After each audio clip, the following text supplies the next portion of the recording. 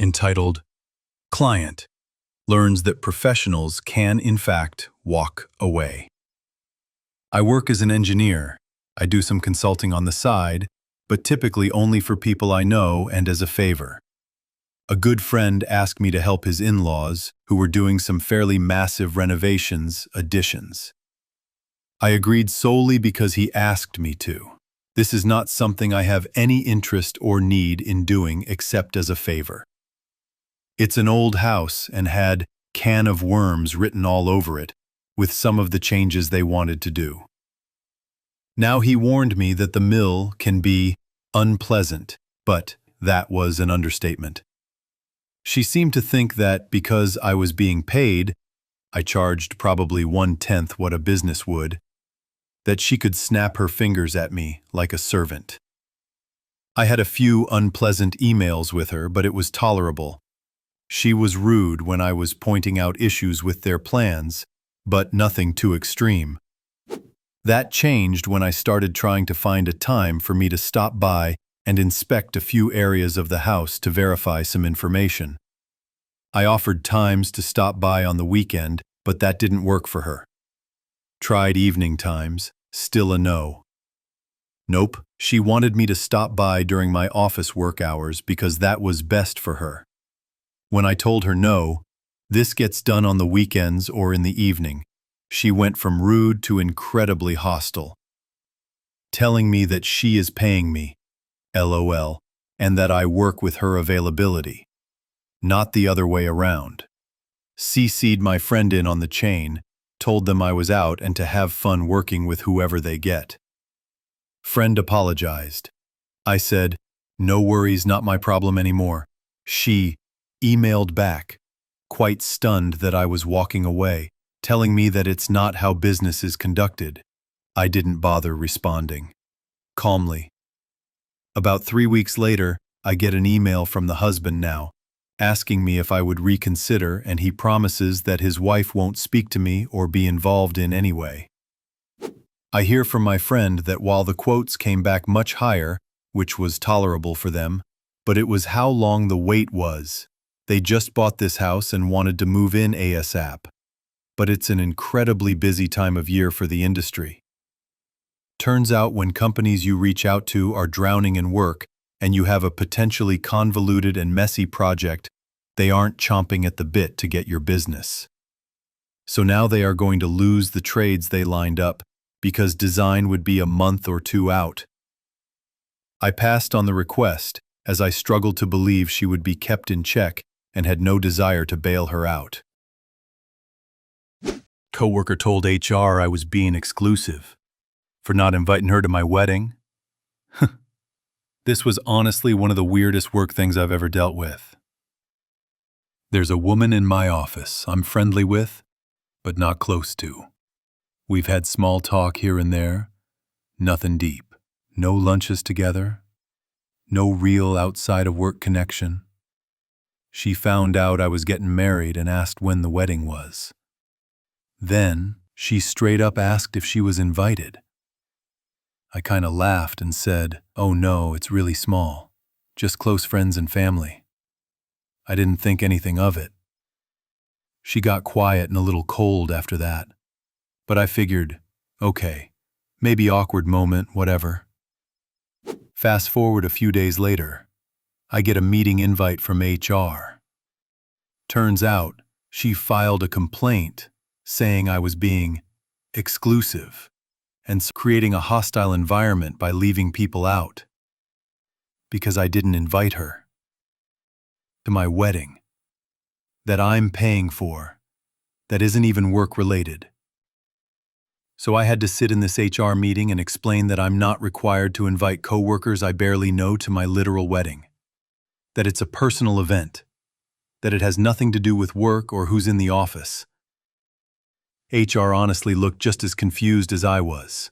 They basically said, "Yep, okay, thanks," and closed the case. But now she acts super passive-aggressive toward me. Like side eyes, little digs when I walk by. Still bringing it up in these weird, sarcastic comments like, "Some people are so inclusive these days." I can't believe she actually thought HR could What? Make me invite her? Some people really do think they're the main character. Ex so entitled, she thinks I should be paying bills for her and the guy she cheated with. Found out my girlfriend of 11 years was cheating me with an unemployed dude, of all people. I'm not rich, but I provided her a good lifestyle. Paid most of her bills. Provided a nice place. Nails and hair done regularly. Dates every weekend. Couple vacations a year. She got used to that lifestyle and wanted to keep living it despite cheating with a broke dude. She didn't admit to the cheating. I caught on to it. Once it was clear I was done with her, the entitlement really started to show. She said because I had family in the area and she didn't, I should move out but continue paying the bills to give her and the new guy a chance to get on their feet. She also insisted on keeping my dogs. Told me I could only see my own dogs if I asked the new guy. But since they didn't have any money, I needed to continue paying for food and vet bills. Instead, I kicked her out and kept my dogs. At that point she was angry, and still felt entitled to my income. After I kicked her out of my place, she claimed she was forced to quit her job because I forced her to relocate. And then she tried to sue me for lost wages, which didn't work out in her favor. You'd think she'd stop at this point, but she didn't. She contacted my work and threatened to sue them, stating your employees' actions cost me everything, and tried to insist they settle outside of court with her for $100,000. She didn't make that much money. Instead, my work filed harassment charges against her. You'd think she'd stop at that point, but she didn't. She started messaging every family member of mine that she could find. Told them I cost her everything out of spite just because she moved on with someone else, and that the least they could do is send her money to help her get a place and pay rent. When that didn't work, she went online and begged for people to send money to her Cash App to help her with a place to live, and claimed it was a domestic violence situation. I don't understand how she doesn't understand that any financial support I gave her would end if she cheated on me. We weren't married. We don't have kids. I've supported her for years. I owe her nothing. I really don't owe it to her to help her and her new relationship get on their feet and establish themselves, which seems to come as a shock to her. Entitled guy tries to convince my wife to let him break my office rules. I let some people use the meeting room in my office for their business meetings in the evenings for a couple of weeks. It was an MLM group my friend was a part of. I told my friend they couldn't use the Wi-Fi for security reasons. My wife works for me, and she stayed at the office while the people were there one evening. This guy, who I've never met, comes up to her with a cocky, entitled attitude and said, "I need the Wi-Fi password. Give it to me." She told him he can't have it. He responded, "Your boss, insert my name here, said we could have it. You know him, right? I don't want to have to call him and get you in trouble for not giving me the password." My wife's response, "Yes, I know him. I sleep in the same bed with him every night. Go ahead and call him. Let's see how that conversation goes." The guy scurried off with his tail between his legs. Karen, let the toddlers out. Shocked, she is banned. Our town has a children's museum.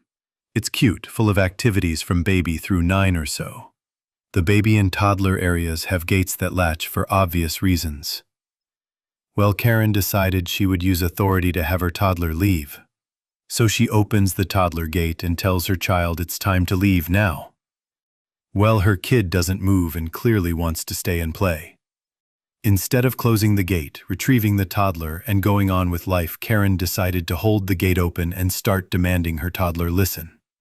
So, of course, other toddlers book it out, and Karen continues to hold the gate open and does nothing to prevent this, and just keeps yelling at her kid. Instant chaos as parents and a grandparent scramble out to catch the escaped tots. Toddlers are running to open elevators, to balconies, into the manager's office, and my child was booking it towards the stairs. I am about to catch her when she ducks into the art room. Messy but safe, and I notice a toddler nearly to the stair landing, which are 2-story in stone.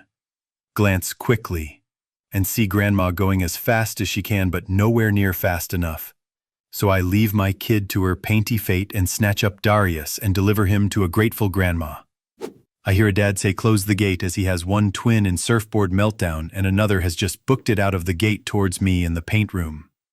This Karen then yells at him that it's not her job to watch his kids. She's got 3 kids of her own to handle. She is still holding open the gate. I'm acting as a shepherd of sorts between the toddlers and the stairs. Paint is everywhere with unsupervised tots not wearing their paint-proof smocks going hog wild. Apparently my daughter's favorite color is yellow. With this sudden chaos, a manager came to see what was happening and 2 dads point to Karen, who finally picked up her child and shut the gate. Karen then tells the manager how she felt unsafe because the dad who yelled, "Close the gate," and demands action. By then I head over Yellow Gremlin in arms as all the tots are corralled and me and Grandma back up the dads and say how irresponsible her behavior was. Karen then launches into a tirade about how it's not her job to watch all of our children. The manager tells her she is banned and she starts screaming, so security gather her and her 3 kids and march them out. I feel bad for her children, but honestly, girl, how entitled do you have to be? A simple, "I'm sorry I froze" when the kids ran out. I wasn't thinking straight, literally anything. But she wanted to act like she was a victim of unsafe after releasing half a dozen toddlers into dangerous situations. I've had a few women named Karen reach out to me and explain the vitriol they have experienced just for having that name. I believe the stories of the women reaching out to me so personally. I am done using Karen as a shorthand for an entitled person behaving poorly and demanding a manager. Thank you so much for watching until the end. Don't forget to subscribe so you won't miss the next videos. In the meantime, check out the other ones. They're already waiting for you. Share your thoughts on this topic in the comments and tell your own stories. Wishing you a great day, and see you in the next one. Bye-bye.